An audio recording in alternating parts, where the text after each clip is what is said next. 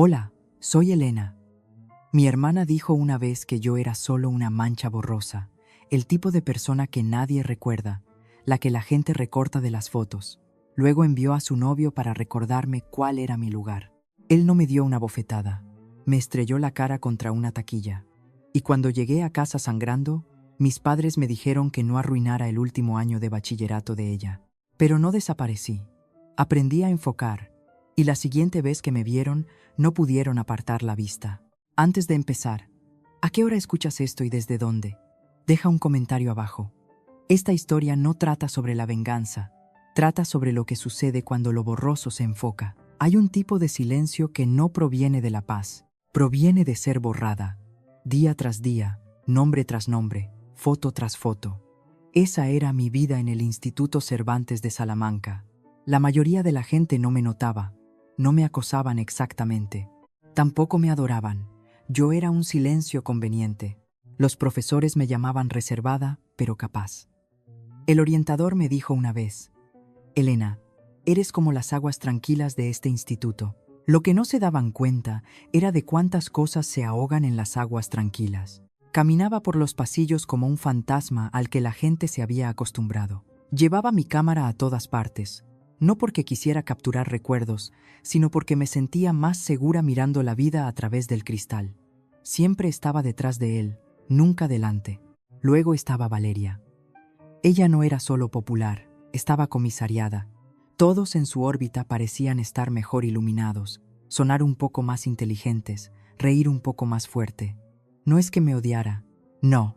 Valeria me ignoraba como alguien que ya había decidido mi valor, y todos los demás seguían su ejemplo. Esa mañana, caminando por el ala sur, la vi antes de que ella me viera, pavoneándose con su habitual nube de admiradores.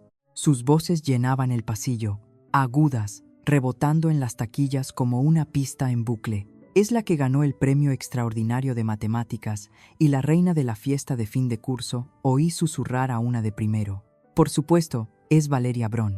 Ella manda aquí. Ni una mirada hacia mí, ni un destello de reconocimiento. Más tarde esa tarde, nos llamaron al salón de actos para la ceremonia de reconocimiento académico. Me senté a media altura, lo suficientemente cerca para oír, pero lo suficientemente lejos para desaparecer. Leyeron nombres, aplaudieron cortésmente. Entonces llegó la voz del director. También queremos agradecer a Valeria Brón por sus contribuciones al equipo de debate, al consejo escolar y al servicio comunitario. Se levantó como si hubiera nacido para ello, tomó el micrófono, sonrió demasiado y entonces lo dijo. Y a mi hermana Elena, gracias por apoyarme siempre y por salir borrosa en la mitad de mis fotos de bachillerato. Es la mancha desenfocada en cada toma de fondo. Risas, no solo de los chicos, sino de los adultos, de los profesores. No me moví. Mis piernas se quedaron gélidas. Mis manos se cerraron alrededor de la correa de mi mochila de la cámara. La risa no murió rápido. Se estiró incómodamente, como si todos esperaran un remate que ya había aterrizado. Yo ya no estaba en la habitación. Tenía 8 años otra vez, escondida detrás del árbol de Navidad porque Valeria me dijo que mi vestido me hacía parecer barata. Pero esta vez no corrí, no lloré. Solo la vi bajar del escenario, chocando los 5 con una amiga, sin siquiera mirar en mi dirección. Esa noche en la cena, pensé que tal vez alguien sacaría el tema, no para pedir disculpas, solo para reconocer que sucedió. Nos sentamos a la mesa de la cocina. Mi madre recalentó la pasta. Mi padre miraba el móvil entre bocado y bocado. Valeria entró tarde, radiante por sus propios aplausos. Muy orgullosa de ti, cielo, dijo mi madre, tocándole la muñeca. Estuviste graciosa hoy, ¿verdad? Añadió mi padre sonriendo. Tienes carisma. Ese chiste sobre tu hermana. Un clásico. Parpadeé. Clásico, repitió él, riendo entre dientes. Te ganaste a la sala. A mí no me hizo gracia, dije en voz baja. Valeria puso los ojos en blanco. Oh, vamos, Elena, no seas dramática. Me avergonzó. Mi madre suspiró. Cariño, fue solo una broma. Eres demasiado sensible a veces. Abrí la boca, la cerré. Las palabras me arañaban la garganta, pero sabía que no llegarían a ninguna parte. Llevé mi plato al fregadero, lo lavé, lo sequé, no dije nada. Nadie me detuvo. Más tarde esa noche, me tumbé en la cama mirando el techo. La luz del pasillo se filtraba bajo mi puerta como una mentira. Recordé una fiesta de cumpleaños hace años, cuando cumplí 11. Envolvieron un collar viejo que Valeria ya no quería, y lo llamaron reliquia familiar. Sonreí y dije gracias como si fuera verdad. Ese fue el mismo año en que aprendí a desaparecer cortésmente.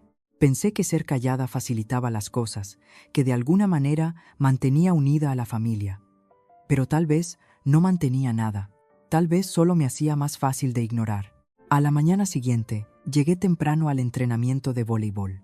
Demasiado temprano. El vestuario aún resonaba con el zumbido de los fluorescentes. Me gustaba el silencio hasta que dejó de gustarme, porque entonces oí pasos y no pertenecían a ninguna chica del equipo. Eran pesados, seguros, voces profundas, demasiado casuales para este espacio. Me detuve en seco. Mis dedos agarraron la correa de mi bolso otra vez. Mi espalda se presionó contra la fría taquilla de metal detrás de mí. No podía respirar. Los pasos no solo se acercaban, eran deliberados, seguros, demasiado fuertes para ser de cualquier chica del equipo. Me quedé quieta, con el aliento atrapado, esperando que se dieran la vuelta, que tal vez esto fuera un error y hubieran entrado en el vestuario equivocado y se rieran antes de irse. Pero entonces oí el estrépito de algo metálico. Alguien había pateado un banco. La puerta se cerró de nuevo tras ellos, y lo supe antes de verlos. La voz de Mateo Jex cortó el aire, afilada y engreída. Os dije que estaría aquí temprano. La chica es una criatura de hábitos. Venía seguido por otros dos. Ambos llevaban las sudaderas del equipo, y ese tipo de expresión que tienen los chicos a los que nunca nadie les ha dicho que no. Uno de ellos abrió una botella de Aquarius y dio un sorbo como si estuvieran en un descanso, no invadiendo el único lugar que yo todavía creía mío. Alcancé mi mochila, intentando que mis movimientos fueran lentos, no amenazantes. Tal vez, si no hacía contacto visual, se aburrirían y se irían. Pero Mateo se plantó frente a mí, bloqueando el camino a la puerta. ¿Tan pronto te vas? Su sonrisa era deliberada. Valeria dice que últimamente te lo tienes un poco creído. Pensamos que te ayudaríamos a ver cuál es tu lugar. No respondí. No le miré. Eso fue un error. El chico más alto a su izquierda golpeó con la palma de la mano la taquilla junto a mi cabeza. Me sobresalté tanto que mi hombro chocó contra el metal detrás de mí. Mateo se acercó. Tú no perteneces aquí, susurró, con voz baja casi aburrida. Y ten por seguro que no perteneces a su mundo. Miré hacia arriba finalmente y por un segundo, solo uno, creí ver algo tras su expresión. ¿Incertidumbre? No, solo cálculo. Entonces ocurrió rápido. Me agarró la muñeca con fuerza, no lo suficiente para romper el hueso, pero sí para enviar una sacudida de pánico por mi brazo. Intenté soltarme. Él me empujó. Mi espalda golpeó la taquilla y el borde de la esquina me dio en la cara, justo encima del ojo. El dolor fue inmediato. Blanco cegador, luego calor. Algo cálido se deslizó por mi sien. Me toqué la cara y vi rojo en mis dedos. No grité, ni siquiera jadeé. Solo me desplomé en el suelo, mi cuerpo doblándose sobre sí mismo mientras mis piernas cedían. Mi visión se nubló con algo más que sangre. Se estaban riendo. La puerta se cerró de golpe de nuevo mientras huían por la parte de atrás. El tiempo se detuvo, luego gateó. No supe cuánto tiempo estuve sentada allí. No sabía si temblaba por las baldosas frías o por el miedo atrapado en mi cuerpo como electricidad estática. Mi mejilla palpitaba al ritmo de mi corazón. Ni siquiera podía llorar. El siguiente sonido que oí fue el chirrido de zapatillas, más ligero esta vez, más rápido, luego un jadeo.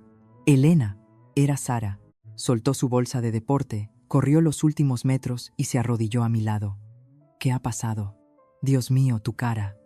Alcanzó su móvil, pero yo le toqué el brazo suavemente.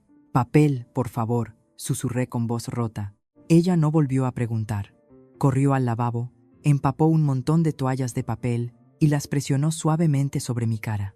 El sangrado había disminuido, pero el corte ardía como fuego. Aún así, era el calor detrás de mis ojos, el tipo que proviene de la traición, no del dolor, lo que dolía más. ¿Te ha hecho esto alguien?, preguntó. No respondí, porque ¿qué se suponía que debía decir? Sí, Valeria envió a su novio para recordarme que soy desechable. Sí, 3 chicos irrumpieron como si fueran dueños del aire que respiro. Solo dejé que ella sostuviera las toallas en mi ceja mientras seguía respirando. Eso era todo lo que podía hacer. Más tarde esa noche, después de que la enfermera hubiera limpiado la herida y redactado un informe, después de que yo mintiera y dijera que me había resbalado con un banco, me tumbé en la cama mirando el techo otra vez. Un golpe en mi puerta apenas se registró. Luego se abrió sin permiso. Valeria entró como si fuera su habitación, como si no hubiera detonado una bomba en mi vida hacía menos de 12 horas. Cerró la puerta silenciosamente y se apoyó en ella. «He oído que estás siendo dramática otra vez», dijo, con los brazos cruzados. Giré la cabeza solo un poco. El hematoma ya se estaba formando bajo el corte. Mi ojo se hincharía por la mañana. «No vas a arruinar mi último año. ¿Entendido?» Su voz era uniforme, practicada. No dije nada. Ella ladeó la cabeza. «¿Crees que esto es nuevo? ¿Crees que no sé cómo funciona esto? Corres hacia alguien, lloras un poco y de repente yo soy la mala. No va a pasar. No me quitarás esto». Fue la primera vez que la vi con claridad, no como una hermana, sino como algo más frío, autopreservador.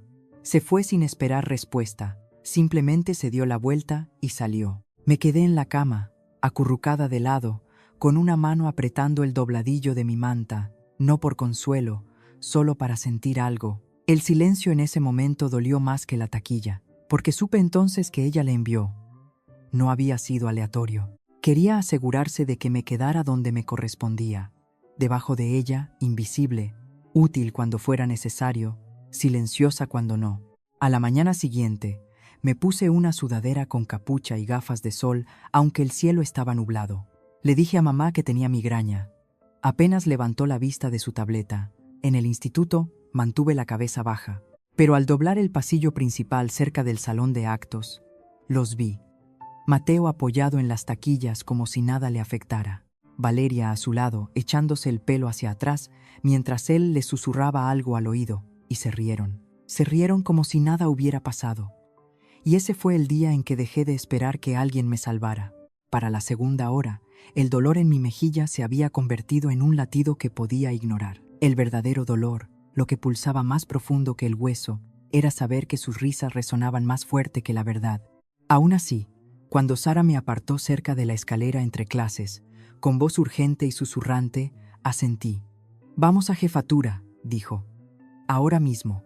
El despacho del director Cortés olía a café pasado y laminado viejo. Su corbata estaba torcida, y la forma en que se recostó en su silla al entrar me recordó a alguien que ya se preparaba para descartar lo que viniera después.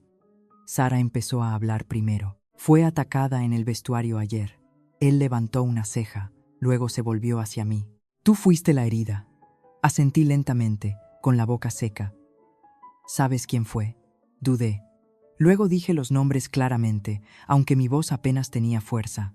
Mateo Hex y otros 2, Iván y Hugo. Se inclinó hacia adelante solo un poco al oír el nombre de Mateo. «¿Mateo Hex? ¿El delantero del equipo?» Asentí de nuevo. Exhaló por la nariz. «¿Estás segura de que no estás exagerando lo que pasó? A veces estas cosas se malinterpretan». Se me revolvió el estómago. Ahí estaba, la duda. No fuerte, pero inconfundible. Una incredulidad educada vestida de tono administrativo. «La estampó contra las taquillas», saltó Sara. «No hay nada que malinterpretar en eso». Él se aclaró la garganta y cogió el teléfono. «Dejad que llame a tu hermana». Sara me miró con la mandíbula apretada. 2 minutos después, Valeria entró flotando como si acabara de salir de un desfile.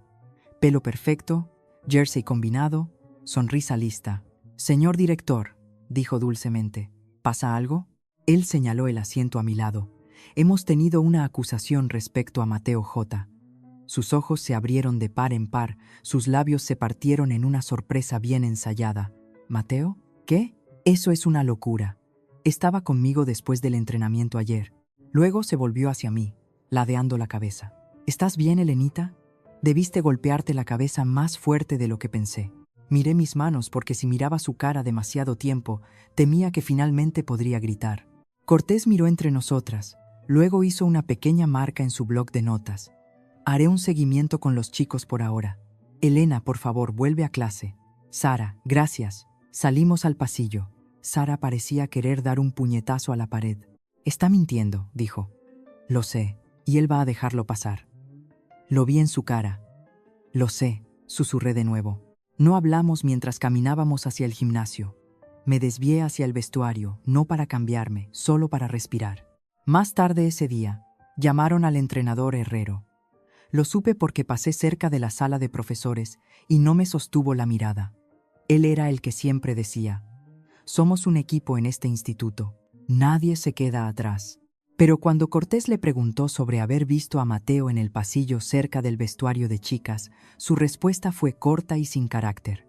No vi mucho, solo algunos chicos. No quiero acusar a la persona equivocada, por supuesto que no. Eso podría arruinar el plan de juego del viernes noche. Esa noche en la cena, no dije una palabra. Moví el pollo con arroz por el plato hasta que pareció que había comido algo. Entonces mamá sacó el tema como si estuviera hablando de un lavavajillas estropeado. El director Cortés llamó. Dijo que estás acusando a Mateo de algo bastante grave. Papá ni siquiera levantó la vista de su plato. Mamá suspiró. El instituto dice que no hay pruebas. Tal vez solo malinterpretaste lo que pasó. Apreté el tenedor. Valeria dijo que Mateo se fue temprano. Ni siquiera sabía que tú seguías en el edificio. La miré entonces. ¿De verdad? ¿Y eso os parece lógico?, pregunté suavemente. Papá dejó el cuchillo con un tintineo. No queremos poner en peligro el futuro de Valeria por un malentendido. No escalemos las cosas. El futuro de Valeria, no mi lesión, no los moretones, que se formaban como una tormenta lenta bajo mi piel. Me levanté sin decir palabra, llevé mi plato al fregadero y subí las escaleras. Cerré la puerta de mi habitación silenciosamente y saqué mi cuaderno, el de las páginas a medio llenar con cosas que nunca dije en voz alta. No escribí mucho esa noche, solo una línea. Tal vez soy invisible, tal vez me quieren así. A la mañana siguiente, miré la pantalla de mi ordenador durante mucho tiempo. Había redactado un correo electrónico al consejo escolar la noche anterior, detallando todo, adjuntando una foto que Sara me había hecho de la cara antes de que bajara la hinchazón. Mi dedo se cernía sobre enviar, y luego lo borré. En su lugar, abrí un documento en blanco y escribí una nueva frase. Esto es lo que me pasó. Se quedó allí en la pantalla, parpadeando. No sabía quién me creería, pero sabía que el silencio ya no era seguridad. Ese pensamiento se quedó conmigo la mañana siguiente, mientras estaba frente a mi taquilla, mirando fijamente los libros de texto desgastados que no había tocado en 2 días. No le había contado a Sara lo del correo borrado, no se lo había contado a nadie. Pero esa frase, esto es lo que me pasó, se sentía como una cerilla esperando la superficie adecuada para ser frotada. Durante la 3.ª hora, pedí ir a la biblioteca. Le dije a la profesora que necesitaba cambiar un libro para un ensayo. Ella asintió, distraída. Así que caminé por el largo pasillo sola, con el golpe de mi costado pulsando con cada respiración. Dentro de la biblioteca, todo estaba en silencio, como siempre. La señora García, la bibliotecaria, me saludó con la cabeza. No planeaba quedarme mucho tiempo, solo elegir un libro, fingir que lo hojeaba y tal vez respirar en un lugar que no oliera a miedo o falsa simpatía. Estaba en el pasillo de no ficción, cerca del fondo, cuando los oí. 2 chicos riendo bajo y rápido detrás de las estanterías altas, sus voces afiladas como si supieran que no deberían estar hablando tan alto. «Tienes suerte de que a Mateo no lo pillaran», dijo uno. «Es un idiota por hacer eso cerca de la cámara del pasillo». Me quedé helada. Mis dedos aún descansaban sobre el lomo de un grueso libro de fotografía de naturaleza. ¿En serio?, el otro chico resopló. «Tío, podría haber esperado hasta después de clase, pero no, tenía que hacerse el chulo frente a una maldita cámara». No respiré. La cámara del pasillo. Sabía a cuál se referían. Estaba justo fuera del vestuario de chicas, montada justo encima de la salida lateral por donde habían huido. Había pasado bajo ella cientos de veces, sin pensarlo 2 veces. Ahora mi corazón golpeaba mis costillas. Esperé a que se fueran, sus voces desvaneciéndose hacia el mostrador de préstamo antes de salir lentamente de la fila. Devolví el libro, saludé a la señora García y caminé con calma. Eso esperaba, de vuelta a clase. Pero por dentro, todo zumbaba. Más tarde esa noche, después de picar la cena sin terminarla y de que Valeria se hubiera ido, Abrí el viejo cajón de madera de mi escritorio y empecé a buscar un pendrive para guardar el borrador de mi testimonio. Encontré uno pequeño rojo con los bordes pelados. La etiqueta decía «Graduación de primaria». Curiosa, lo conecté a mi portátil. Una sola foto apareció. Era Valeria con su vestido blanco, pelo rizado, sonrisa lista para la cámara. Yo estaba al fondo, sin sorpresas, medio recortada por el hombro de alguien. Solo un trozo de mí, mi pelo y mi expresión insegura. Pero eso no fue lo que me detuvo, fue la cara de Valeria. No solo sonreía para la cámara, sonreía a través de ella, y sus ojos no buscaban a nadie. Estaban fijos en la lente con algo frío, casi calculador, como si supiera que esa imagen sería impresa, enmarcada y colgada en el pasillo. Ella era la dueña de ese espacio, entonces y ahora. Me eché hacia atrás en la silla, con la foto aún abierta. Todo este tiempo, había pensado que el chiste en la ceremonia era solo eso, un intento cruel de humor. Pero no era un chiste, era una confesión de años en proceso. Así es como siempre me ha visto, murmuré. No como una hermana, ni siquiera como una amenaza, sino como una ocurrencia tardía. Imprimí la foto y la deslicé en el bolsillo delantero de mi mochila. Luego abrí mi correo electrónico otra vez. Esta vez, no redacté otra queja para el consejo escolar. En su lugar, abrí un nuevo mensaje, dirigido al responsable de informática del distrito, el señor Landres. Asunto: solicitud de revisión de cámaras. Cuerpo: estimado señor Landres, creo que un incidente que involucra la seguridad personal fue capturado por la cámara del pasillo fuera del vestuario de chicas el pasado martes. Solicito acceso o confirmación de la existencia de la grabación. Gracias por su tiempo y discreción.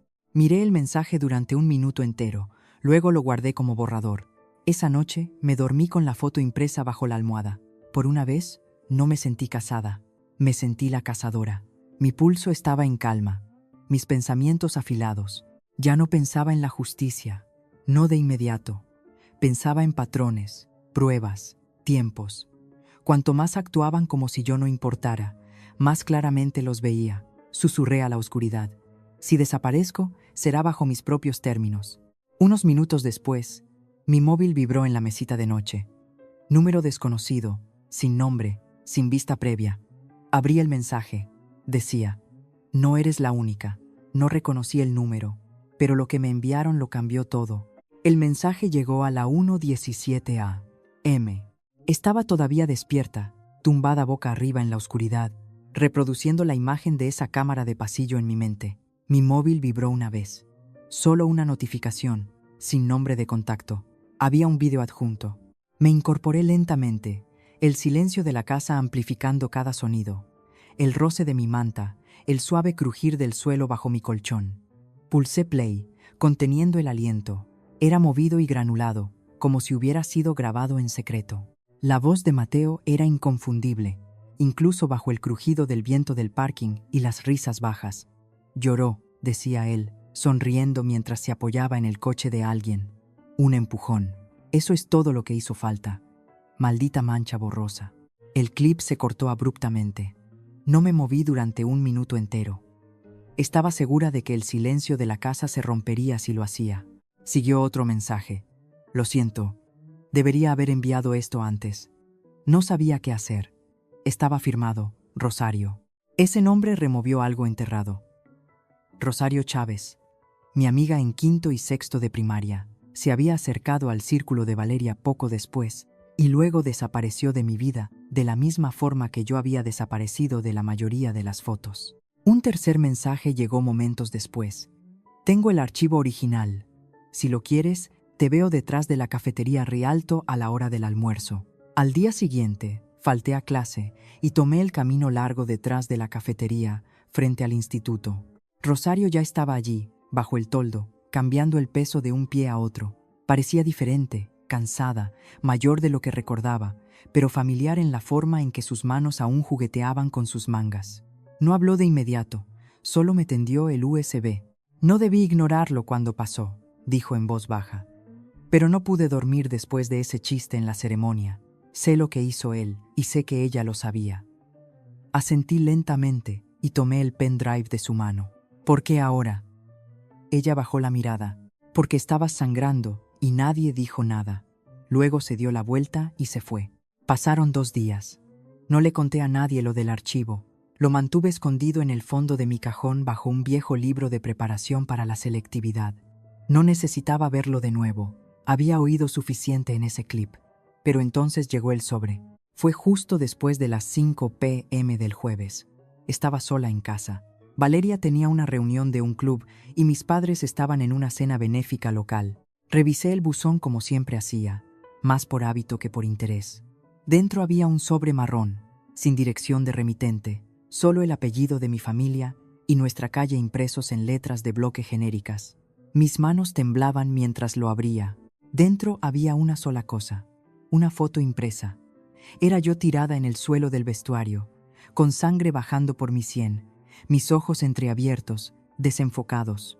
El ángulo de cámara era desconocido, ligeramente alto, casi como si fuera de la señal de seguridad del gimnasio. Debajo de la foto había una línea mecanografiada. ¿Todavía crees que el silencio te protege?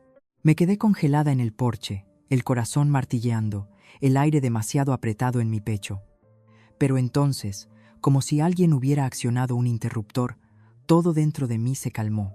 Alguien me vio, alguien me creyó, y tal vez alguien más. Estaba igual de cansada de guardar silencio. Esa noche, mientras recalentaba sobras de espaguetis, mi madre asomó la cabeza por la cocina. «Cariño, ¿qué tal un corte de pelo este fin de semana? Solo nosotras». Su tono era suave, incluso animado. Rara vez pedía hacer cosas conmigo a solas. Parpadeé. «Claro, vale». Por un momento, algo en mí se ablandó. Ella entró. Abrió una botella de agua. Se apoyó en la encimera como solía hacer antes de que la vida empezara a inclinarse hacia Valeria. «Creo que un nuevo look ayudaría. Y con todo lo que está pasando». Hizo una pausa. Luego añadió con cuidado. «Mantengamos las cosas tranquilas por ahora, ¿vale? Es la semana de la entrevista para la beca de Valeria. Está bajo mucha presión». El calor dentro de mí se evaporó. Asentí una vez. «Claro». No hablamos durante el resto de la cena. Más tarde esa noche, me senté frente al espejo con el USB en la mano. Mi reflejo me devolvía la mirada, magullada pero serena, callada pero no silenciosa. Susurré a mis propios ojos. Siempre tuve miedo de que decir la verdad rompiera la familia, pero tal vez ya estaba rota y por fin me estoy dando cuenta. Me volví hacia mi portátil. Conecté el USB. Copié el vídeo en una carpeta oculta. Abrí un nuevo documento y escribí una frase. «No hago esto para arruinarte, Valeria. Lo hago para dejar de convertirme en menos de lo que soy». El cursor parpadeaba bajo las palabras como si esperara permiso. Abrí la página oficial de envío de incidentes del consejo escolar. Mi dedo se cernía sobre el botón de subir pruebas. La pantalla brillaba suavemente, iluminando mi mano. Entonces mi móvil vibró de nuevo. Un mensaje. «Ella irá a por ti ahora». El mensaje no me asustó. Confirmó que había esperado lo suficiente. No respondí. No pregunté quién lo envió. Solo dejé el móvil. Abrí el portátil y miré la miniatura del vídeo una vez más. La cara de Mateo, medio iluminada por las luces del parking, congelada en una media sonrisa como el remate de un chiste del que nadie debería haberse reído. A la mañana siguiente, estaba en el baño del instituto entre segunda y tercera hora. Mi mochila estaba en el suelo de baldosas, abierta a mi lado mientras revisaba las notificaciones. Mi pulgar vaciló cuando vi la publicación. Mateo sonriendo. El pie de foto decía: «Hay gente que sangra fácil. Supongo que todos tenemos nuestros talentos». Debajo, una reacción destacaba: Valeria Brón. No solo le había dado a me gusta, sino que había comentado: «Bendito sea su frágil corazoncito». No se me cayó el alma a los pies. Mis ojos no se llenaron de lágrimas. En su lugar, una extraña calma se asentó sobre mí como una niebla que se disipa. Hice una captura de pantalla de la publicación, bloqueé el móvil y me quedé quieta durante 1 minuto entero dentro de aquel cubículo azul pálido. Luego salí, me sequé las manos y fui a la biblioteca. Durante el almuerzo, imprimí la publicación, deslicé el papel en mi carpeta y volví a mi taquilla. El pasillo estaba medio vacío. Algunos chicos terminando de comer, otros reunidos en pequeños grupos cerca de las máquinas de vending. Abrí mi taquilla y pegué la impresión en la pared interior, no para esconderla, sino para recordar. Si necesitaba una razón para no dar marcha atrás, murmuré para mis adentros, es esta. Más tarde ese día, estaba atajando por el pasillo del gimnasio de camino a Historia cuando vi algo que me detuvo en seco. Teresa, una chica de primero de voz suave y pasos aún más suaves, estaba acorralada cerca de la vitrina de trofeos por Iván, el amigo de Mateo, el que se quedó allí el día que yo caí al suelo y no hizo nada. El puño de Iván apretaba la correa de la mochila de Teresa. Ella estaba en silencio, con los labios temblando. No lo pensé, simplemente me moví. Caminé directo hacia ellos, puse mi cuerpo entre los dos y dije claramente, «Suéltala ahora». Iván me miró con desprecio. «Oh, vamos. Solo estamos hablando». «¿Me has oído?», dije, no más fuerte, pero con más firmeza. Sostuvo mi mirada un segundo de más, como si no pudiera creer que yo seguía en pie, pero retrocedió. Teresa soltó un suspiro que claramente había estado conteniendo y se puso detrás de mí. Iván se encogió de hombros como si no le importara, luego se dio la vuelta y se fue silbando como un villano de dibujos animados. Al otro lado del pasillo vi al entrenador Herrero mirando. No dijo ni una palabra, pero caminé hacia él de todos modos. ¿Ha visto eso?, pregunté en voz baja. Él se removió incómodo. Sí, asentí una vez. ¿Cuánto tiempo cree que el silencio mantendrá a salvo su puesto? Su mandíbula se movió, pero no respondió.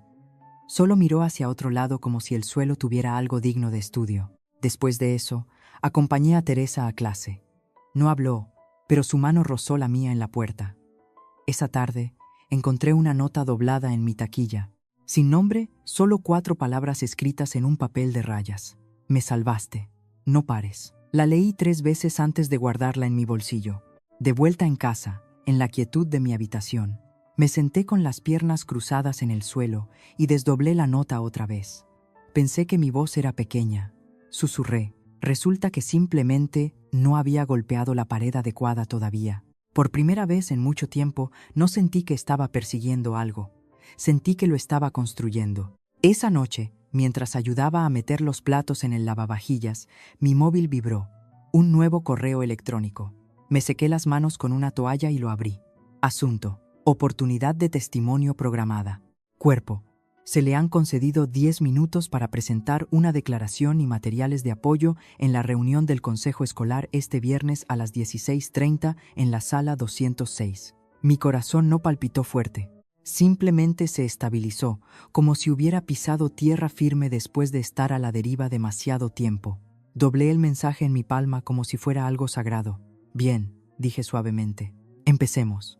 Ya no necesitaba que me creyeran, necesitaba que me escucharan. La reunión del consejo estaba fijada para el final de la tarde, ese tipo de hora en que las sombras se alargan por los suelos de baldosas y hasta las luces fluorescentes se sienten más frías.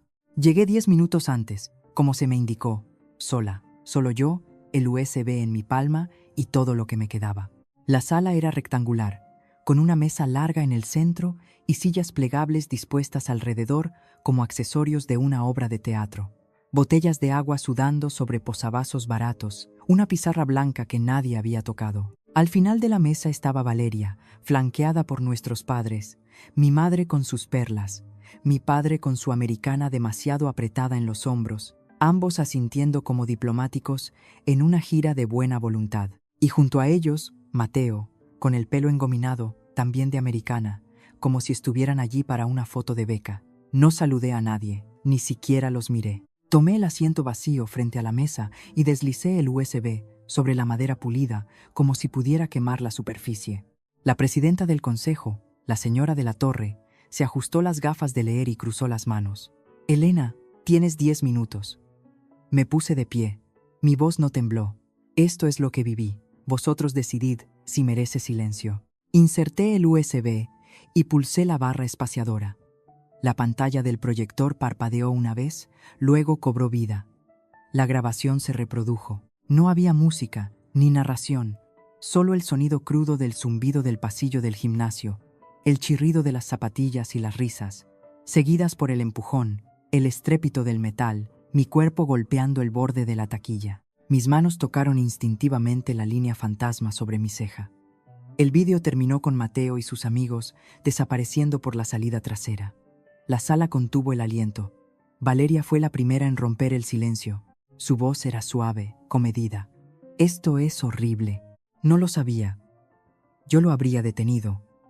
La miré. No a través de ella, no más allá de ella, a ella. Mateo soltó un bufido bajo, moviéndose en su asiento. Estábamos bromeando. La gente es tan sensible. Alguien cerca de mí exhaló audiblemente. No por simpatía, sino por asco. Fue entonces cuando la señora de la Torre levantó otra hoja de papel. «Esta foto fue enviada de forma anónima», dijo, sosteniéndola para que todos la vieran. «Está fechada hace 5 años. La foto era familiar. La reconocí del USB que había encontrado en casa. Valeria en mi graduación de primaria. Yo, medio recortada del encuadre». La voz de la señora de la Torre cortó el silencio de nuevo. «Este no es un comportamiento nuevo, ¿verdad?». La boca de Valeria se abrió. No salió nada. Mi madre bajó la mirada a la mesa. Mi padre se aclaró la garganta como si eso pudiera darle más aire. Luego vinieron las declaraciones. Primero la línea de Sara leída en voz alta. Estaba sangrando y me asusté, pero no lloró.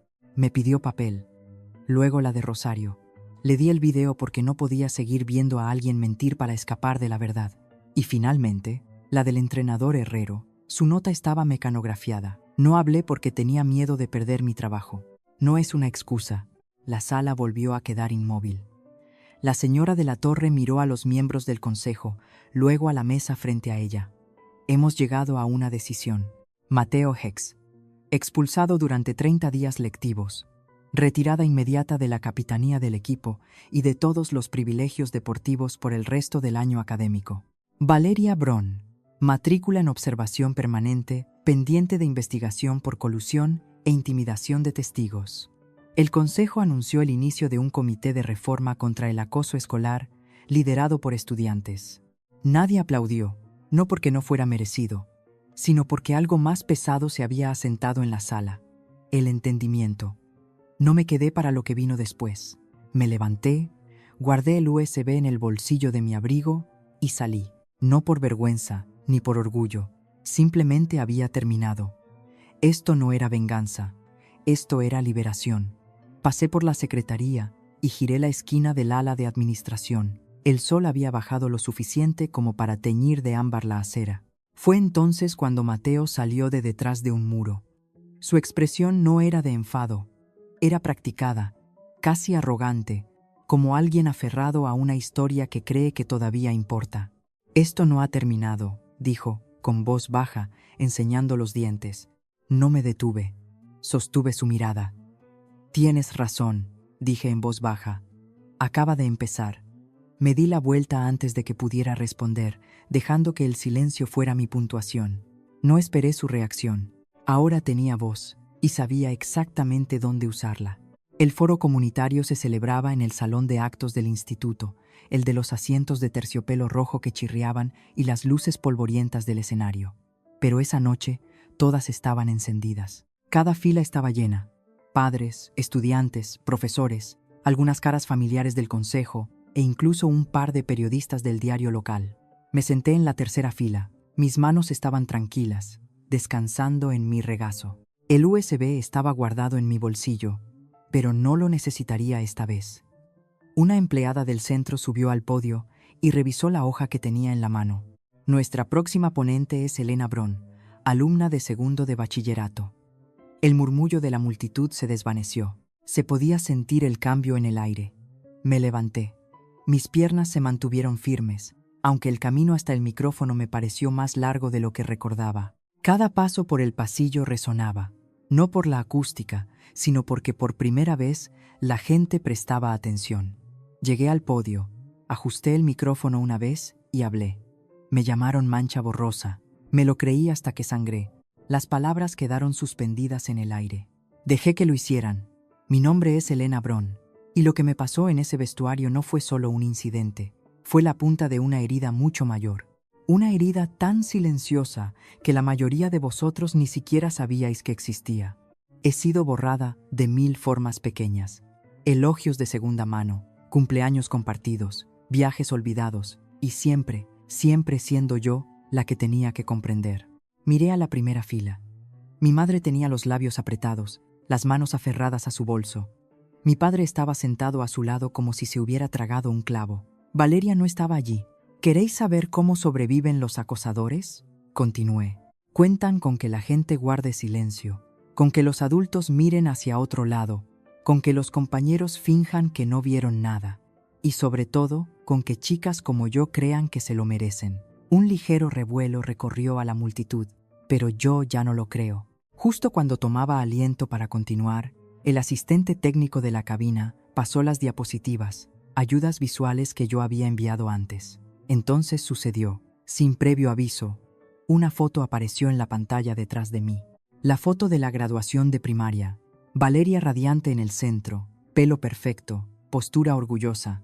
Yo fuera del encuadre, bloqueada por el hombro de alguien. Una mancha, una sombra, nada más. El público no jadeó. No era necesario. Me giré, miré la imagen. Esa niña merecía más, dije suavemente. Luego me volví hacia la sala. Todos nosotros lo merecemos. El silencio que siguió no se sintió como ausencia. Se sintió como atención. Cerré con una frase. Esto no es solo sobre mi historia. Es sobre todos aquellos a los que habéis dejado desaparecer. El aplauso empezó lento, no fuerte ni forzado, pero se extendió sincero. Bajé del escenario sin necesidad de mirar a nadie. No necesitaba ver sus caras. Ya sabía cómo era la mía ahora. En el pasillo fuera del salón de actos, volvieron las frías luces fluorescentes. También volvió el silencio. Valeria pasó junto a mí cerca de las máquinas de vending, sin maquillaje, con el pelo recogido. Sus hombros estaban ligeramente echados hacia adelante, como si incluso su columna estuviera cansada de fingir. No dijo ni una palabra, no me miró a los ojos, no me detuve. La noticia ya se había difundido. Mateo se marchaba del distrito. Esa fue la palabra que usaron. Pulida, higienizada. Todos sabían qué significaba que lo habían sacado antes de que el consejo escolar emitiera algo peor. Seguí caminando. Una mujer mayor cerca de la salida lateral me tocó el brazo suavemente. Su chaqueta olía a limpio. «Hablaste por mi nieta», dijo. «Ella no ha podido estar aquí esta noche, pero es como tú». Hice una pausa. Esa fue la primera vez en toda la noche que me sentí sin aliento. Yo también era como ella, dije. Pero ya no. Más tarde, después de que el edificio se hubiera vaciado casi por completo y la noche volviera a su habitual calma, salí. El aire de otoño me dio en la cara, nítido y estimulante. Las hojas se perseguían por la acera como si tuvieran algún lugar al que ir. Saqué mi móvil. Un nuevo mensaje de un nombre que había aprendido a buscar. Teresa. Su mensaje era solo una frase. «Gracias por dar la cara. Algún día yo también lo haré». No escribí nada de vuelta de inmediato. Algunas palabras no necesitan respuesta. Solo necesitan aterrizar. Y tal vez, eso es lo que realmente es el poder. No ser ruidosa. Solo no tener miedo. Llegó el lunes como cualquier otro, excepto que ahora los pasillos no resonaban con el mismo peso. Mateo se había ido. Sin aviso, sin disculpa, simplemente se fue. Su nombre no aparecía en la lista de asistencia, y alguien dijo que su taquilla había sido vaciada durante el fin de semana. Algunos dijeron que su familia lo había trasladado a un colegio en otra provincia. Otros susurraron que lo habían enviado a vivir con un tío fuera. No pregunté. Valeria, por otro lado, todavía estaba por allí. Sus pasos eran más silenciosos ahora. El habitual remolino de chicas no la seguía de clase en clase. Incluso su risa había desaparecido. Ese lunes la vi junto a la entrada de la cafetería. Se detuvo un momento. Me miró directamente. No fue una mirada de odio, ni una mueca, solo un vistazo que guardaba algo vacío detrás. Y luego miró hacia otro lado. No quedaban palabras entre nosotras. Tal vez nunca las hubo. Las clases volvieron a su ritmo. Mi silla seguía al fondo en historia. Mi compañero de laboratorio seguía hablando casi todo el tiempo en química. Seguía sin sentarme en ninguna mesa de almuerzo en particular. Pero algo había cambiado. Ya no era invisible. Los de primero que antes pasaban sin fijarse, empezaron a saludarme con la cabeza en el pasillo. Los veía mirando, curiosos, cautelosos, pero no con miedo. Algunos incluso sonreían. Y al final de la clase de lengua del jueves, La señora Hierro me apartó. Vamos a organizar un taller dirigido por estudiantes el mes que viene, dijo, sacando un folleto del cajón de su escritorio. Sobre la voz, la identidad, superar la adversidad. Creo que tu perspectiva significaría mucho. Tomé el folleto con 2 dedos. El papel era pesado, impreso con intención. Asentí una vez. Más tarde, esa noche en casa, encontré un papel doblado sobre mi escritorio. No en un sobre, simplemente dejado con cuidado sobre mi portátil. La letra de mi madre, inclinada, cuidadosa. No te protegimos. Estamos intentando aprender cómo hacerlo. No lo arrugué. No respondí. Simplemente lo guardé bajo mi diario. Algunas cosas no necesitan respuesta, pero necesitan ser guardadas. Al final de la semana, la Galería Joven del Centro Cultural abrió su exposición de otoño. Presenté una serie que titulé No más borrosa. La había comisariado cuidadosamente, no solo con la cámara, sino con la memoria. Una foto mostraba a 2 niñas en una graduación. Valeria en foco total, al frente y en el centro. Yo recortada a un lado, con la cabeza ligeramente inclinada, mi nombre apenas visible. Las siguientes imágenes exploraban sombras, reflejos, momentos captados en movimiento, pero la imagen final estaba sola al final de la pared. Era yo, tomada la semana anterior. Había puesto el temporizador, encuadrado la toma con cuidado. Estaba de pie bajo una luz suave, cámara en mano, mirando a la lente, centrada, no desafiante, no exagerada, simplemente allí. Era el encuadre que yo había elegido. Un grupo de visitantes se movía por el espacio de la galería detrás de mí. Algunos susurraban. Algunos hacían fotos de las fotos. Me quedé cerca, dejando que pasaran. Entonces Teresa apareció a mi lado. Miró la pieza final, tomó aire profundamente, como si hubiera estado conteniendo algo toda la semana. «Sigues sin hablar mucho», dijo en voz baja. Sonreí. «Ya no lo necesito», dije. «¿Verdad?» Ella asintió y nos quedamos allí, hombro con hombro, dejando que el momento se asentara. El murmullo de voces se desvaneció mientras yo recordaba, no el vestuario o el pasillo o la reunión del consejo. Pensé en la foto de sexto de primaria, aquella en la que no había sido más que un borrón, el fondo de alguien más. Y sin embargo, aquí estaba. Valeria me llamó una vez mancha borrosa de fondo, pero no me desvanecí, me enfoqué.